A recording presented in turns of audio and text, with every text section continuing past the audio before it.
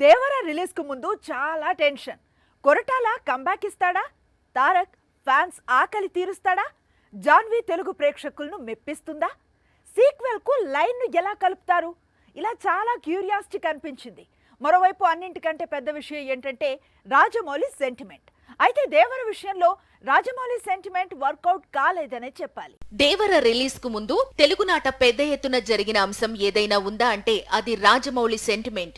రాజమౌళితో movie చేసిన తరువాత కొత్త సినిమాలో నటిస్తే ఆ చిత్రం ప్రేక్షకుల అంచనాలను అందుకోదని గత చరిత్ర చెబుతోంది. ఒక దశలో దేవరను కూడా ఈ సెంటిమెంట్ భయపెట్టింది. ఎందుకంటే త్రిబుల్ ఆర్ తరువాత రామ్ చరణ్ నటించిన ఆచార్య నిరుత్సాహపరిచింది.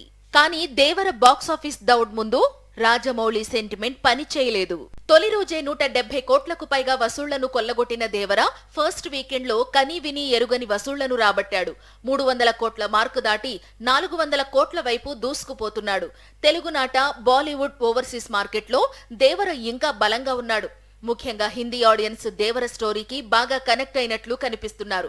ఒక్క నార్త్ మార్కెట్ నుంచే తొలి 3 రోజుల్లో 30 కోట్ల వసూళ్లు రావడం చిన్న విషయం కాదు. ఏదైతేనేం దేవర విజయంతో రాజమౌళి సెంటిమెంట్ కు కాలం చెల్లిందని ఇండస్ట్రీ వర్గాలు చెప్పుకొస్తున్నాయి.